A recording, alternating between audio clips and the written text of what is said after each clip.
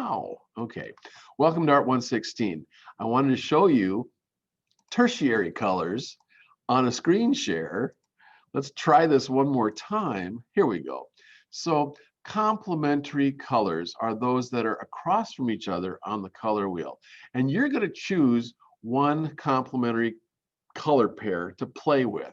And so a color complement pair for us, because I'm only asking you guys to buy 6 colors of paint, would be like a primary and a secondary. So yellow and violet, or orange and blue would be a color complement pair. When you take a little bit of blue and mix it in with orange, you get a neutralized orange. It is now slightly less vibrant and a little bit more dull than the full spectrum intensity orange. When you mix another drop of blue into it, it becomes even more neutralized and starts to tend toward being brown. And when you can mix equivalent amounts of blue and orange together, they should neutralize each other out and give you a brown neutral color, which usually pulls you right into the center of this color wheel vortex here. And that's true for anything with red and green. Oops, I'm sorry. This is orange red. This is red. Red and green, if you mix them together, they make brown. If you neutralize red with a little bit of green, you get a neutralized red and a more neutralized red. When you neutralize green with a little bit of red, you get a neutralized green, a bit more neutralized green. And again, it takes you into the center with equivalent amounts of red and green. You should get some kind of a brown. Tertiary colors are really important to the designer because when you are painting or working with fabrics or prints or something like that, where you're putting colors together in a composition, when colors are somewhat neutralized, they tend to harmonize much better in a composition. If you're going to design a fabric like a plaid or a print with color, if both colors or all 3 colors in the plaid or the print are somewhat neutralized, then they will all harmonize much better in that print, in that plaid, in that color scheme. And so designers very rarely use full spectrum intensity colors in their designs, because bright colors, full spectrum intensity colors, will fight with each other, creating something that we're going to learn next week is called simultaneous contrast, which is when the colors kind of fight with each other because they're so strong. And so we like to work with somewhat neutralized colors, and that's what this week's project is a little bit about. So I'm going to go back to not the screen share, but my desktop for that piece of it. So let's blast out some of the paint and the colors and all this stuff and talk. Whoa, what's that? What is that, ladies and gentlemen? Oh, I'm in the wrong thing. There we go. I'm back now. I hope you didn't miss me too long. Okay, so this is our worksheet, and this is kind of 3 for the price of 1, and I would only like us to do the top edge of this thing today.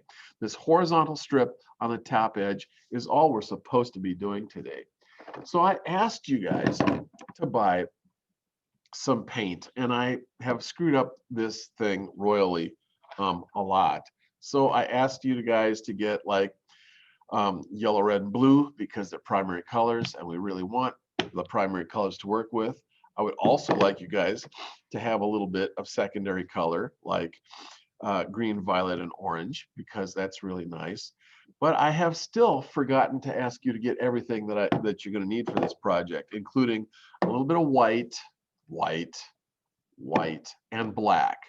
So ultimately, it would be nice to have a little bit of white, 97 cents at Goodwill, a little bit of black, 97 cents at not Goodwill, Walmart, and then you'll be set. If you have the primaries and the secondaries and white and black, you can do everything you need to do in this class.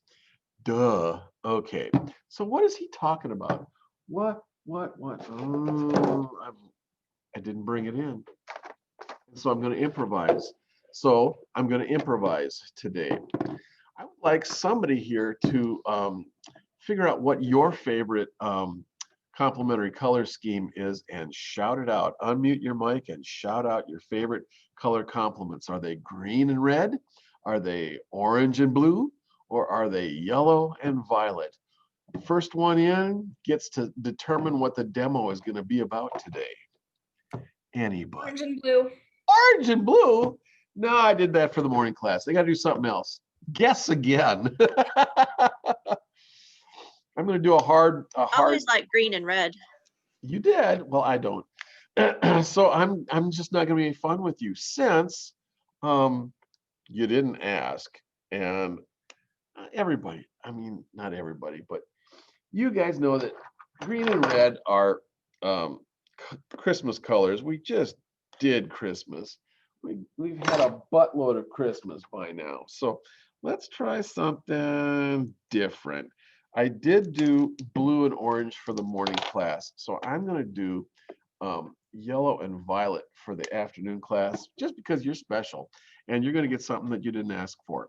So how about them apples? So I'm going to take a little bit of this yellow and I'm going to throw it in here. And actually, I've got my warm colors on one side down here, my cool colors on the other side in teeny tiny fine print. So yellow is over here. So I want to start with yellow over on this side. I probably should make this opaque with a little bit of white. See how transparent that is? You can read the writing right through the paint right there. So this is again, of course, where a little bit of white helps. A little bit of white helps.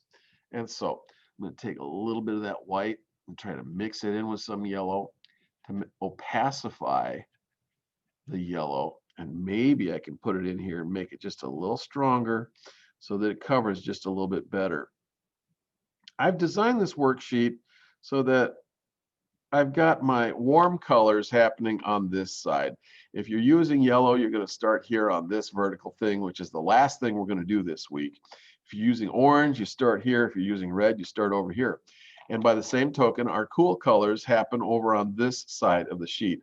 So if you're going to use green, you'd start here. If you're using blue, you start in this box with full spectrum intensity blue. And the same thing for violet starts here. So, okay, I guess I'm going to play with violet a little bit. I think I'm just, you know what? I've never done this before, but I'm going to throw this in here for now, just as a placekeeper so that I don't forget. Because I want to do, you guys have to pick like one complementary color pair and stick with it. So we're gonna neutralize the color complements with each other in this horizontal thing up here.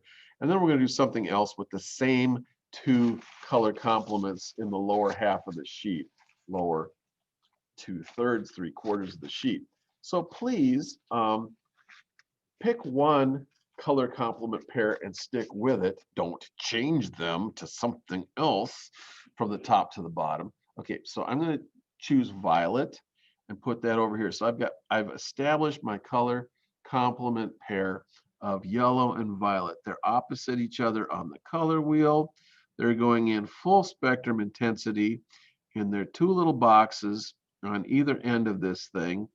And just because I'm here, I'm going to stick violet down here where it's going to go in the other part of this thing later on, because that's the starting point for violet if you're using violet in this process. So look at that, yippee skippy, we're good to go.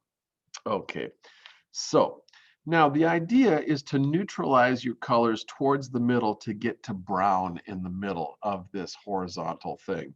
And so with yellow, I'd like to mix in a teeny tiny bit of violet first.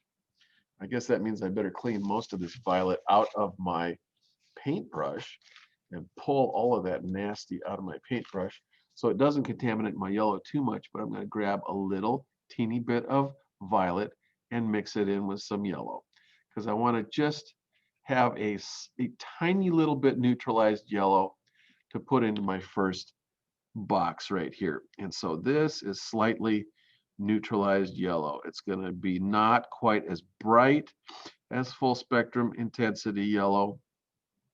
It's supposed to just be a little bit one step down in terms of brightness, or vividness of color.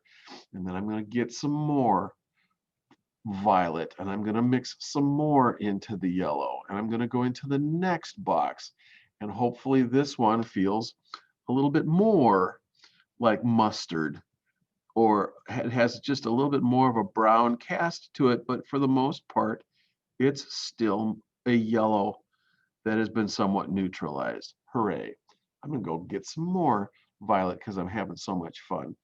And I'm going to mix that violet in here. What I'm trying to do is get the next step on a neutralizing scale so that I get, this is my penultimate box, my next to the last box before I get to the middle. This is supposed to be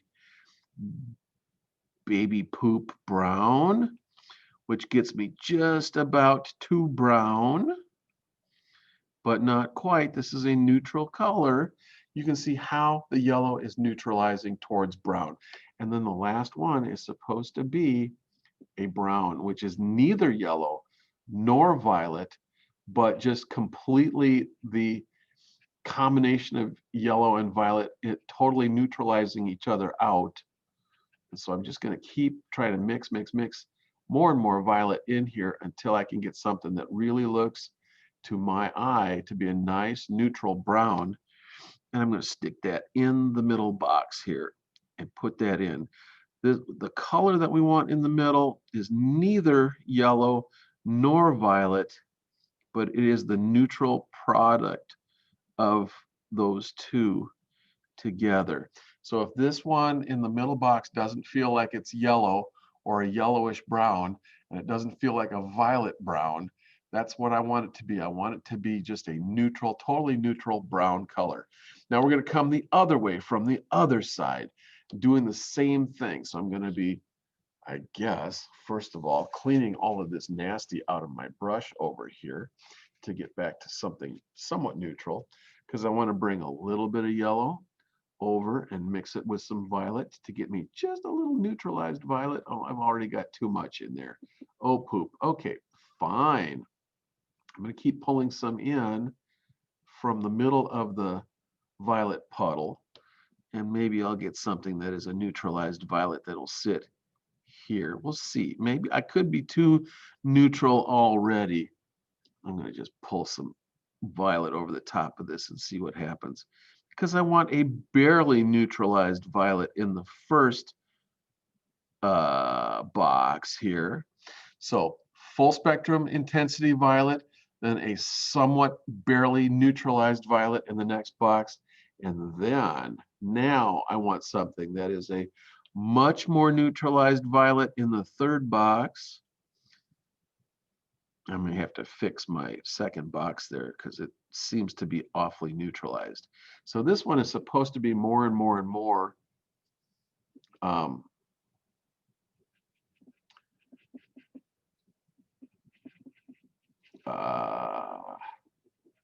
a brown violet here,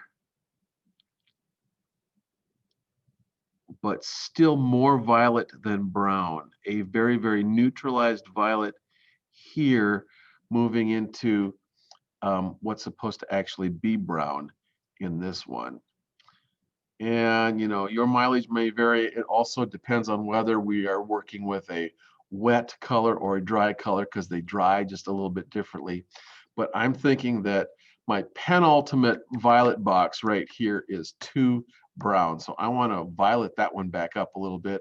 I may have to actually add more violets to these other ones too, so that they don't go so quickly to brown, because I think I've gotten too brown too fast just about here. Anyway, you see what my problem is. I have also run out of violet, so I'm going to need to just give me another little teeny bit of fresh violet in a tiny puddle next door here so that I can just fix it. Fix it. So I'm going to bring in a little bit of violet on top of this and mix it in wet and wet. That's a painter's trick, because I want this box, the penultimate box to brown, to be a violet brown, if that makes any sense to you guys. And I want the next box the middle box here to be a pretty violet box. You know, it wants to be neutralized, but it's going to have a bunch of, you know, brownishness in it so that it's somewhat neutral and yet still brown. And then this one is even more, I'm sorry, still violet.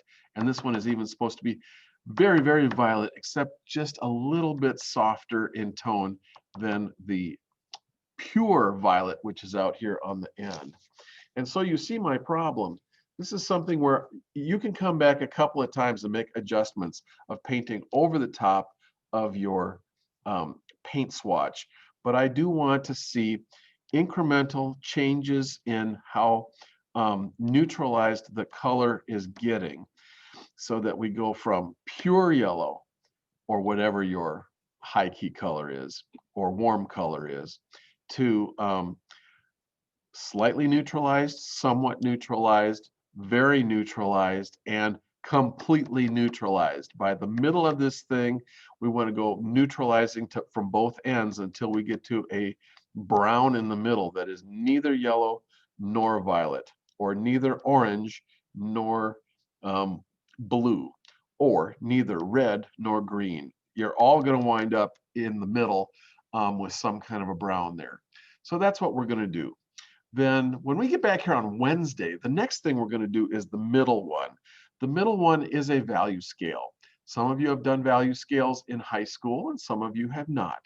A value scale usually goes from white to black by putting white in the white square and black in the black square, and they are so noted already, and then mixing up a medium gray being halfway between white and black, and putting medium gray in the middle. And then once again, we're trying to get incremental value changes from white through the very high key values to medium gray, and then going into the low key values to very low key values to black. So we get a 9-step value scale from white through the high key grays to the medium gray to the low key grays to black. 9 steps on a value scale. And then we're going to try to make these color columns correspond to the steps on the value scale. So from here, we're going to mix white into yellow, if you're using yellow, to get a yellow white up here. And then we're going to be mixing increasing amounts of black and trying to get 8 steps on a value scale down here to a yellow black down here at the bottom. A yellowish black, it's going to be mostly black. The same thing over here with violet, only we start with a low key color like violet way down here, and we mix in a little bit of black to get a violet black down here.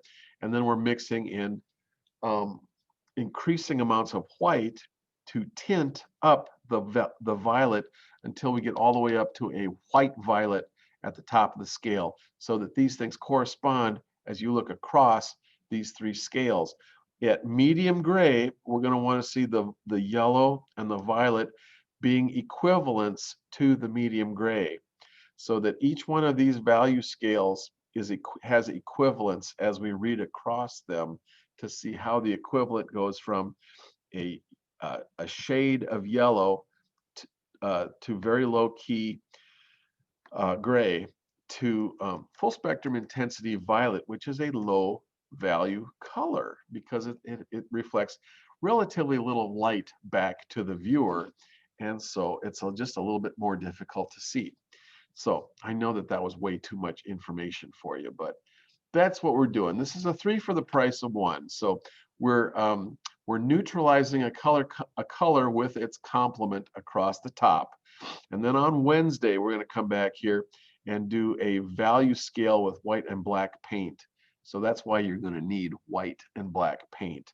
Then finally, we're going to use white and black to create value steps with our 2 complementary colors, so that we're going to tint up to go up to white in both colors, and we're going to shade down with black, taking us down to black in both colors to complete this very complicated deal here. And this is where you guys can all applaud, and I will take a bow, and I'm going to come back to see you now and I will entertain questions. Do you guys have any questions for me on this crazy, insane project that we are about to embark on? And you may not have any questions. People usually don't have questions, but that's what I want to do. Let's do the piece that runs horizontally across the top of the page first. You get to choose a color complement pair, and you're going to neutralize one color here with little bits of its complement to get incrementally more neutralized towards a neutral brown in the middle.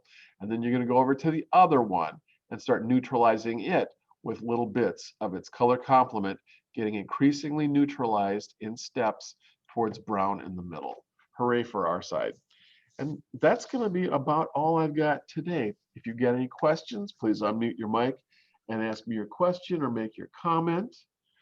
And, or if there's anything else for the good of the order, I'm happy to talk about anything that's going on, including the Super Bowl in 2 weeks.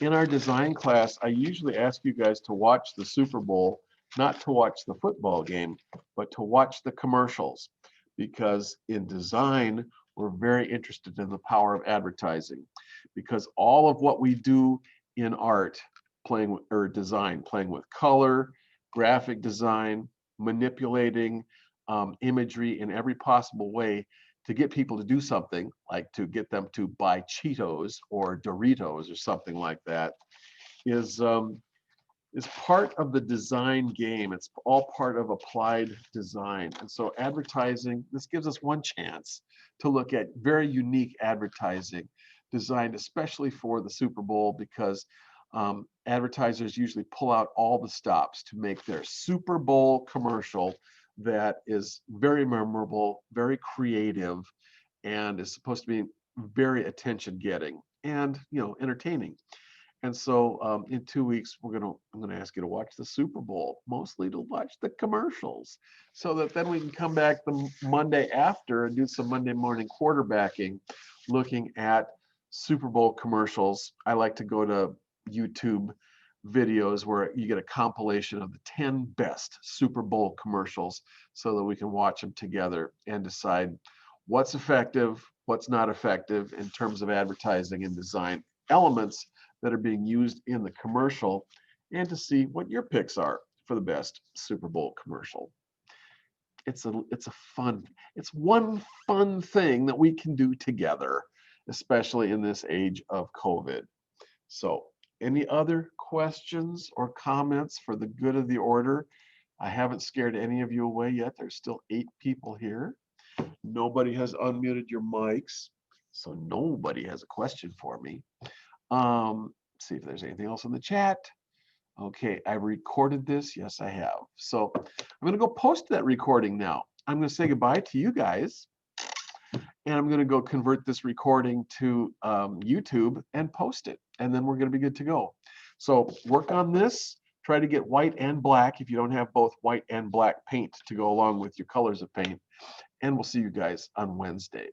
So goodbye for now, and have a good beginning of your week. Bye-bye.